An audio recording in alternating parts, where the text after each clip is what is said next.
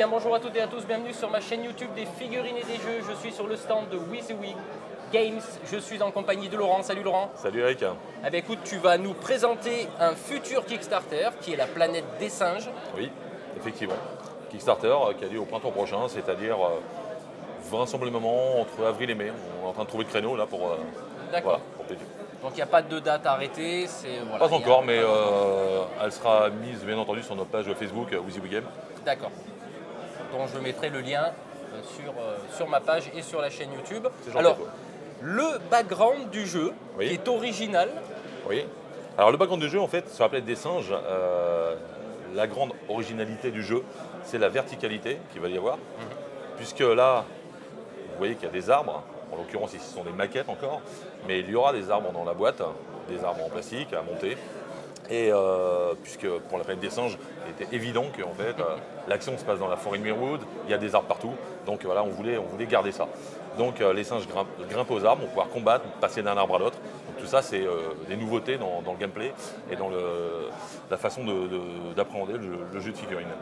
Alors la particularité du jeu, c'est qu'on va incarner des singes. Voilà, alors on s'est aperçu au fur et à mesure des salons que les gens qui jouaient à notre jeu voulaient tous incarner les singes. Au départ, puisqu'en fait il y a deux camps dans le jeu, les singes et les humains, les soldats en fait qu'on voit dans le troisième film. Et donc c'est vrai qu'incarner les singes, c'est vrai que c'est beaucoup plus fun. Donc on a créé une IA pour incarner les humains et les gens vont incarner les singes. En l'occurrence, pour certains scénarios, comme celui que je présente ici à Cannes, des petits groupes de singes, des petits groupes d'attaque de singes de l'armée de César qui vont se confronter aux petites escouades humaines. Donc les escouades sont contrôlées par une intelligence artificielle pendant le jeu, mais il faut savoir qu'il y a d'autres modes de jeu où les joueurs pourront jouer les soldats aussi. Donc ça ouvre en fait une possibilité de jeu entre 1 et 8 joueurs. Donc il y aura suivant les scénarios. Un mode confrontation. Voilà, tout à fait. Il y a un mode confrontation, il y a un mode coopératif et il y a des modes coopératifs via une IA. Et solo bien sûr. Et solo bien sûr, puisque avec l'IA, grâce à l'IA. Voilà. Alors ce que je te propose Laurent, c'est qu'on va prendre une carte de singe et puis on va la détailler. Pas de problème. Alors là tu vois, on prend une carte par exemple d'un archer chimpanzé. Donc pas tous les joueurs retrouveront des pictos qui sont habitués à voir les points de vie, les points de manipulation, les points de déplacement, le nombre de dés avec lesquels il joue, son arme, les distances et tout ça. Mais par contre, la petite nouveauté en fait avec ce type d'unité, ce sont des singes niveau 1 et les singes peuvent évoluer. Il y a une évolution en fait naturelle comme dans le film. Et donc vous avez à chaque fois une petite carte en dessous qui peut représenter l'évolution du singe en niveau 2 ou en niveau 3, c'est-à-dire en élite après, en soldat élite.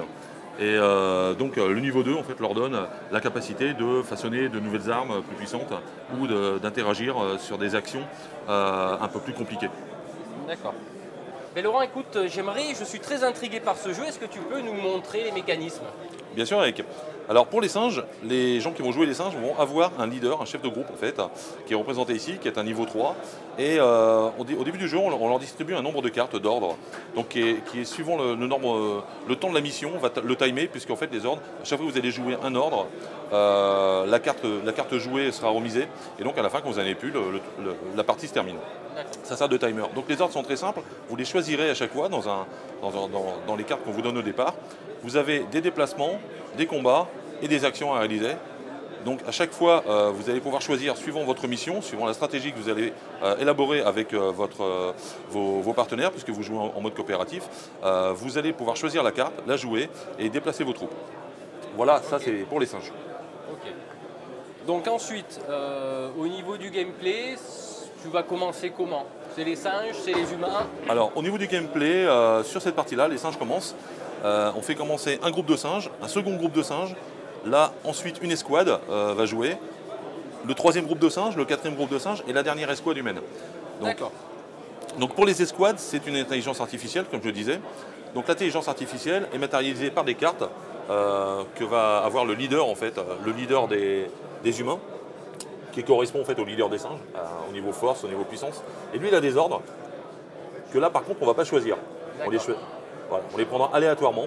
Et les cartes sont splittées. Donc vous avez des ordres de marche normaux, en fait, de ce côté-là.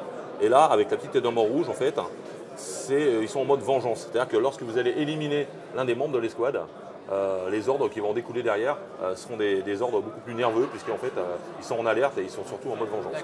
Donc on glisse les cartes en dessous, voilà, et on applique les déplacements qui sont dessus, en sachant que les escouades se déplacent ensemble, par groupe. Et alors que les singes, vous avez la liberté de faire évoluer vos unités partout dans le jeu, y compris dans les arbres. D'accord, alors une petite question. Je vois qu'il y a des zones. Oui. Ça se déplace par zone alors? Voilà, tout à fait.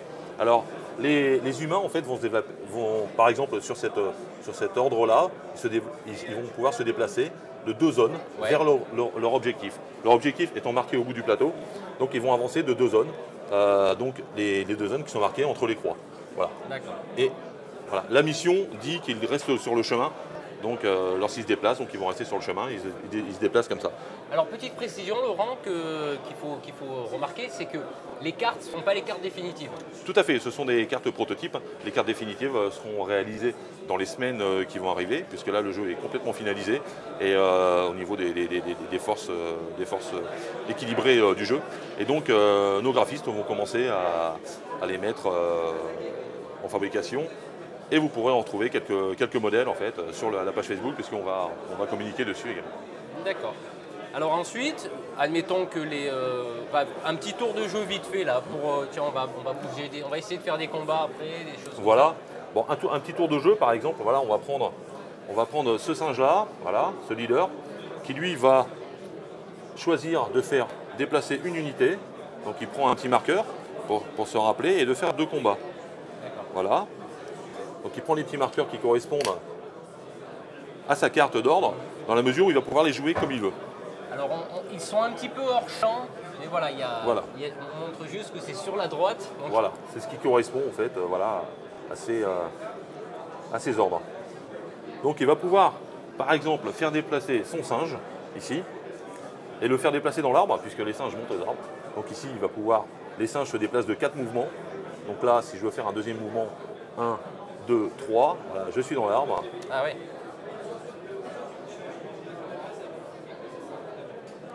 Je suis dans l'arbre ici, et donc j'ai une portée de 3, donc je peux tirer 1, 2, 3 sur ceux-là, qui sont ici, derrière. Donc comment se passe un combat? Alors très simplement, lorsqu'on attaque une IA, on va attaquer leur soldat numéro 1. On ne peut pas attaquer le chef tant qu'il a des soldats autour de lui. Donc on va attaquer le soldat numéro 1, donc en l'occurrence c'est celui-ci. Donc je mets la carte ici pour que vous puissiez la voir, voilà.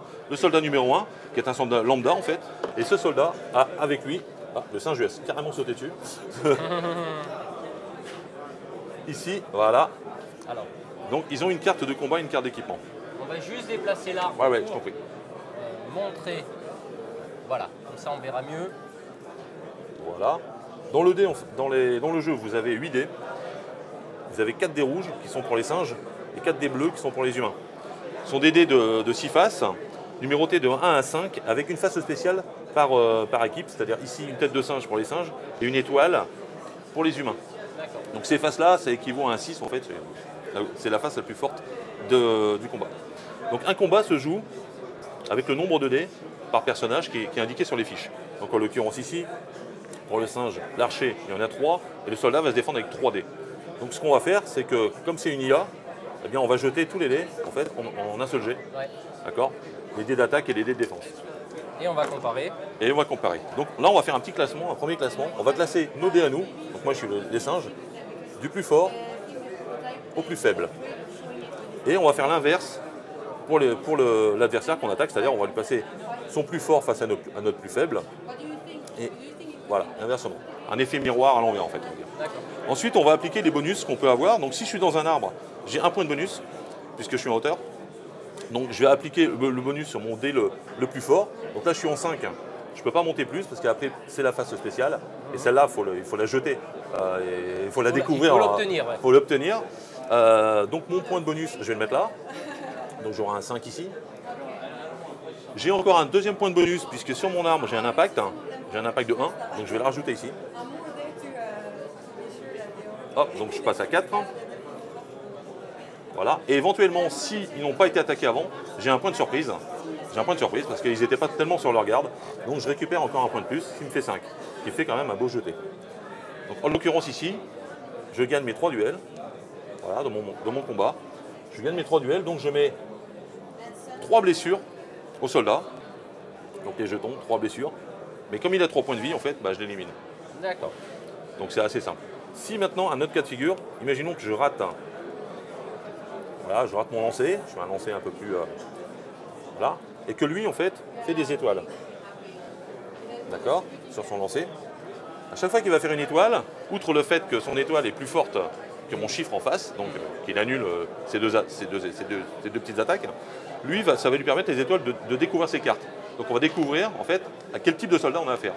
Donc la carte de combat va nous faire découvrir le type de soldat. Là, en l'occurrence, il s'agit d'un vétéran. Donc un vétéran, en fait, il a un petit avantage, c'est qu'un vétéran, lorsque vous l'attaquez, vous ne pourrez à chaque fois lui mettre qu'un point de blessure. Quels que soient les résultats du dé, à chaque attaque, il ne pourra prendre qu'un point de blessure. Donc comme il a 3 vies, il faudra au moins 3 attaques pour l'éliminer complètement. Et puis, imaginons qu'il a fait cette deuxième étoile, eh bien, on va dévoiler également sa carte d'équipement. Et là, la carte d'équipement, c'est un gilet balistique, une veste balistique, donc un gilet par balle. Donc, ça lui donne en fait l'avantage de pouvoir éliminer votre meilleur lancer. En l'occurrence, ici, c'était le 5, donc le meilleur lancer sera éliminé. Donc, là, le gros avantage, c'est que tous les soldats ont ce genre de carte. Avec des forces et des spécialités différentes et de l'équipement différent. Donc avant de les attaquer, on ne sait pas ce que c'est. C'est des soldats lambda qui sont habillés avec des uniformes lambda. Et par contre, on ne sait pas si c'est un vétéran, une bête de guerre, un commando, ou un éclaireur, ou un spécialiste des explosifs, etc. Donc ça, on le découvre au milieu du jeu. C'est assez fun en fait, voilà, de voir, de pas savoir à qui on s'attaque. Ouais, ça c'est sympa. Et ensuite la riposte, comment se passe la riposte des humains? Alors les humains en fait, lorsqu'on les a attaqués, on va placer, imaginons que, je ne sais pas si on voit l'arbre, imaginons que l'attaque vienne d'ici, d'accord? On va placer un petit token d'alerte, les humains sont alertés qu'ils ont été attaqués par ici, quel que soit le résultat de l'attaque d'ailleurs, qu'ils aient un mort ou pas.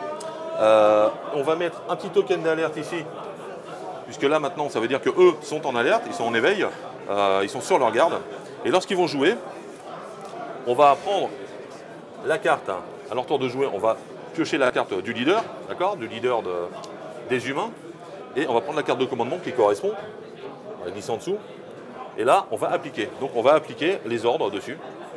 Donc les ordres c'est quoi?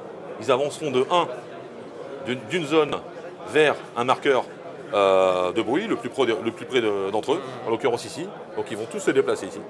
Voilà. Ils se retrouvent dans la zone, et ensuite ils ont deux combats à faire. Alors les combats, ils vont les faire s'ils aperçoivent en fait une cible, d'accord? En l'occurrence ici, ils sont avancés dans la zone de 1 simplement, ils n'ont pas de cible, ils ne vont pas tirer. S'ils avançaient de 2, ils se retrouveraient en fait dans la zone avec les singes ici. Si on la voit, elle est là. Voilà. Dans ce cas-là, il y aurait des combats, pour le coup, au corps à corps, puisqu'ils rentrent au corps. D'accord. Alors Laurent, quelques autres petites précisions?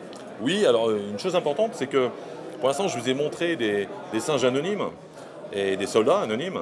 Mais bien sûr, dans le film, vous avez des singes comme César, Maurice, Koba, Lucas. Les héros en fait, du film sont présents, bien entendu, dans le jeu. Alors, ils sont présents sur le type de jeu là, que je vous montrais. Ils sont présents en dehors du plateau, puisqu'ils sont, en fait, ici, il y a ce qu'on appelle l'appel des héros.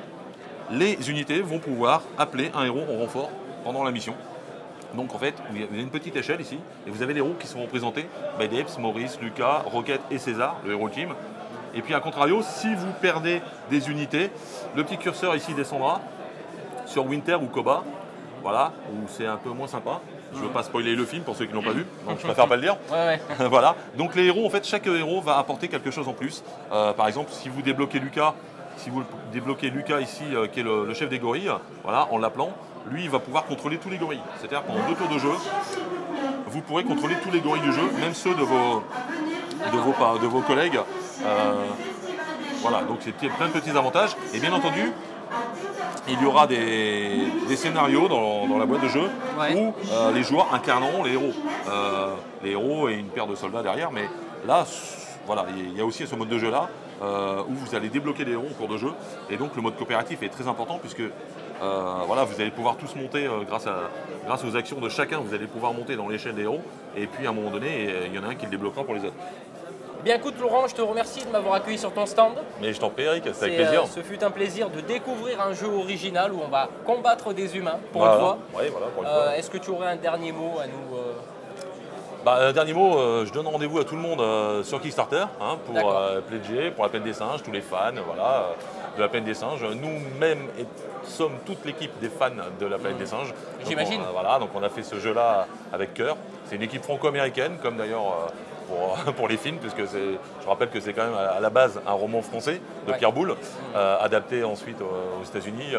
Licence Fox, on précise. Licence Fox, bien sûr, oui, tout à fait. Licence Fox. Donc, suivez nos actualités, puisque en parlant de licence Fox, on a vraiment la licence sur toute la Plaine des Singes. Donc, c'est-à-dire que même les anciens films, les Strange Gold devraient réaliser avoir des petites surprises pour les Strange Gold, pour les fans de la Plaine des Singes. Donc, que j'invite à nous suivre. Écoutez, si vous êtes fan de singerie, on va rentrer dans un monde original, on va combattre de l'humain et ça, je trouve que c'est un petit peu vraiment sympathique d'aller se friter notre propre race. Voilà. Écoutez, nous on se retrouve très bientôt. Quelque chose me dit que je vais revoir Laurent sur un autre sujet. Là, on est juste à côté, mais ça on le voit dans une autre vidéo. Merci Laurent, à très bientôt. À tout de suite. À tout de suite. Ciao.